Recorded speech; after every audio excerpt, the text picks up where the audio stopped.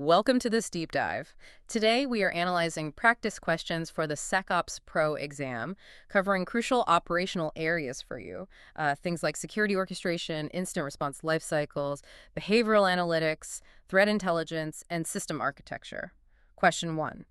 In a security orchestration workflow, an administrator notices that variables generated by a child playbook are overriding crucial data in the parent playbook. Which action resolves this issue while allowing the child playbook to function correctly? The correct answer is A. Right, so isolating the child playbook context prevents its output variables from merging into the parent playbook's global context. And this basically allows the child playbook to run normally while protecting important parent-level data from being overwritten. Okay, let's unpack this. It's kind of like meal prepping in separate containers instead of tossing all your ingredients into one giant bowl, right? You want to keep things organized. That is a really great way to look at it because, preserving data integrity in your automated workflows is absolutely critical for your security operations. Yeah, you don't want your flavors mixing. Exactly. In a SecOps-Pro environment, you have dozens of these automated tasks running. If that child playbook, say it's reaching out to an Intel feed, if it just dumps its local variables into the parent playbook, it can overwrite vital tracking data. Wow, so one messy container basically ruins the whole meal. It does. It can cause the entire automated response to fail, or worse, target the wrong system. And once you actually have those automation workflows isolated and functioning properly, the system has to actually make sense of the data it pulls in. Which brings us directly to the next concept. Question 2. When an analyst is reviewing a complex intrusion within the security platform, they observe that network traffic logs and endpoint process execution logs are automatically grouped into a unified timeline. Which underlying mechanism enables this grouping? The correct answer is D. Right. The unified timeline is built through event correlation. Okay. Basically, the system links network connections with endpoint process IDs to reconstruct the causality chain of an intrusion.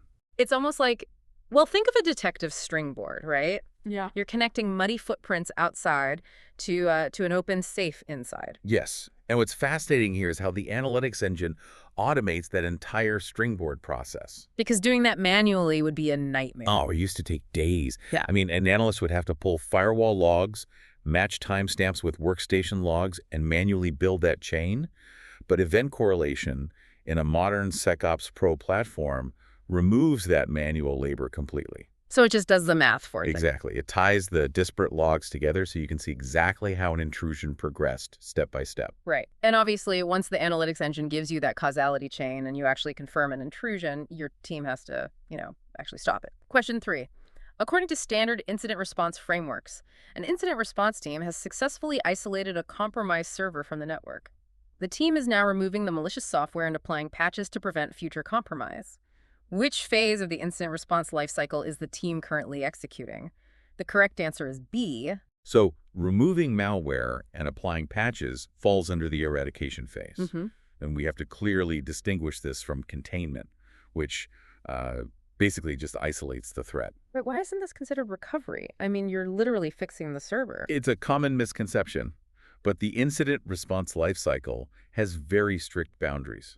Eradication is purely about eliminating the root cause and the malicious artifacts. Okay, so you're just cleaning up the mess at this stage. Right. You're deleting the malware, locking the doors, patching the hole. But the server is still cut off from the network. Recovery, on the other hand, is about safely restoring the systems to business as usual. Ah, I see. So recovery is when you actually turn it back on for the users. Exactly. If you rush recovery before eradication is finished, the attacker just walks right back in. But to prevent future incidents that require all this eradication in the first place, organizations deploy advanced sensors. And that brings its own set of growing pains. Yeah, that makes sense. Let's get into that. Question 4. A security team deploys advanced endpoint sensors to monitor user activity. During the first week, several legitimate administrative tasks trigger critical alerts. What is the most likely reason for these alerts generated by the behavioral analytics engine? The correct answer is C. Behavioral analytics needs time to learn normal activity patterns. Right. Without a mature baseline, legitimate administrative actions just Well, they look abnormal to the system during the early deployment phase. So it's kind of like getting a new guard dog. It barks at the mailman every single day until it finally learns the neighborhood routine. That is exactly what it is. Yeah. The behavioral analytics baseline is totally blank on day one in a new SecOps-Pro deployment. So everything looks like a threat. Every big administrative script, every mass update. The AI-driven sensor just sees a single user touching 50 servers in a minute and flags it as malicious lateral movement. Wow. So you really have to be patient. Patience is required when tuning new sensors. You have to let it build that baseline so it understands what normal looks like for you. Right, right. And just like those behavioral engines need a clean baseline to operate smoothly without triggering false alarms, automation scripts need a clean environment to run without crashing the system. Question 5. An administrator is configuring custom automation scripts within the security orchestration tool. The administrator wants to ensure that scripts requiring different software dependencies do not conflict with each other or the underlying operating system. Which architectural feature supports this requirement? The correct answer is C. Containerized execution. That isolates the scripts and their dependencies. Okay. It's brilliant, really. It prevents conflicts, avoids dependency pollution, and completely protects the underlying operating system. So what does this all mean for the analyst building these scripts? It means total operational freedom. Containerized script execution frees the analyst from worrying about, say, a brand new Python script accidentally breaking an older critical tool. Because they aren't sharing the same libraries anymore. Right. Each script operates in its own protected bubble. The old script uses its old dependencies in its container, and the new script uses its new dependencies in its own container. That's incredibly convenient. Yeah, neither of them touches the host OS. And, well, these isolated scripts often rely on external data points to function, right? Yeah. Things like threat intelligence feeds. Question 6. A security operations center ingests multiple threat intelligence feeds to enrich alerts. An analyst discovers that network traffic matching a previously known malicious address is no longer generating high-severity alerts. Assuming the platform is functioning correctly, what is the architectural reason for this change in alert severity? The correct answer is A. Well, indicators have expiration or aging logic. Right. If an indicator is considered stale or it's just no longer observed, the platform automatically reduces its severity. Okay, wait. I have to ask. Yeah. Why wouldn't we just block a bad IP address forever? Yeah. If it's bad, it's bad. I get that question a lot.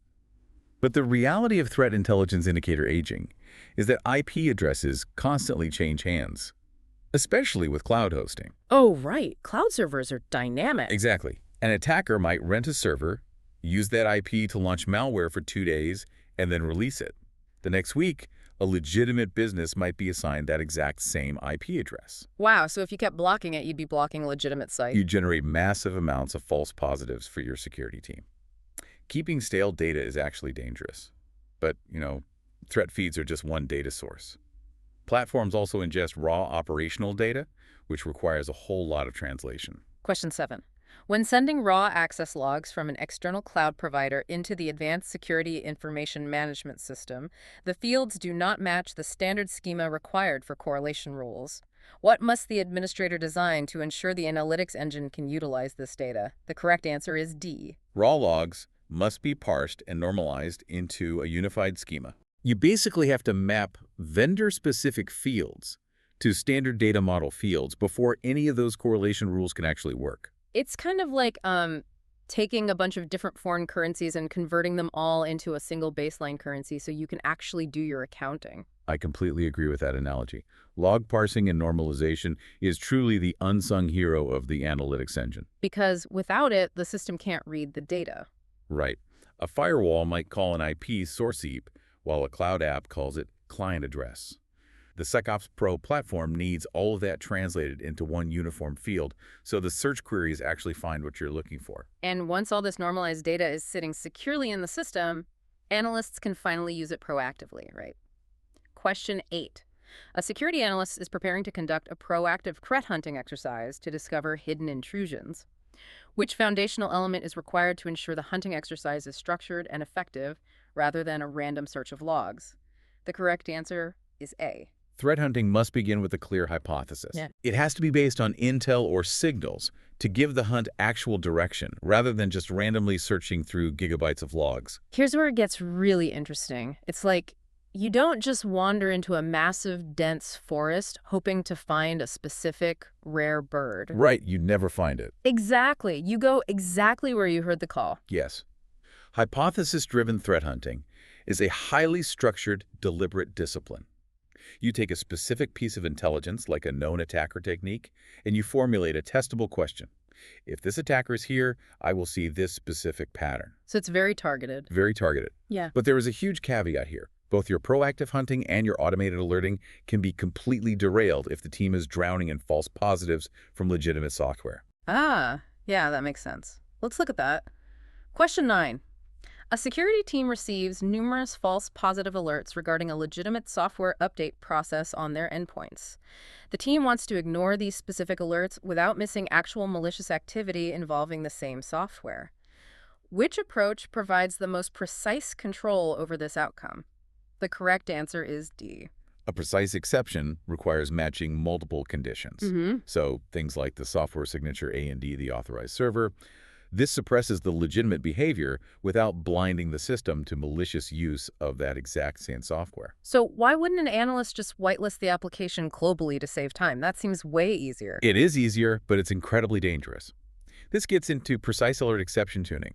Attackers frequently hijack globally trusted applications. Oh, because they know those apps are usually ignored by security. Exactly. If you just whitelist the updater tool globally, an attacker can hijack it to download malware, and your system won't make a beep. But by tying the exception to the authorized server, you close that loophole. If the updater tries to talk to a rogue IP, the alert fires. That is incredibly smart. So tuning out false positives like that assumes your sensors are actually able to communicate with your platform in the first place, which, isn't always easy in highly secure environments. Question 10. An enterprise has a highly secure network segment with endpoints that are strictly forbidden from establishing direct connections to the internet. The security team needs to deploy endpoint sensors to these machines while ensuring they can still communicate with the cloud management console. Which architectural design resolves this connectivity restriction? The correct answer is B. An internal intermediary proxy or relay Okay. that allows restricted, air-gapped endpoints to communicate with the cloud console indirectly. It preserves network isolation while still allowing telemetry forwarding. So it's essentially like passing a message through a trusted bouncer at the door rather than letting the entire crowd into the VIP room. That's a perfect way to visualize sensor proxy architecture. You have to balance strict security compliance like not connecting a factory floor to the internet with your operational need for visibility. Right, you can't just leave them unprotected. Exactly. The proxy sits in the middle. The restricted endpoints talk only to the proxy, and the proxy securely forwards that telemetry up to the SecOps-Pro cloud console. Everyone stays isolated, but you still get your data. This deep dive successfully covered 10 core concepts of the SecOps-Pro exam, ranging from playbook isolation and event correlation to proxy architectures.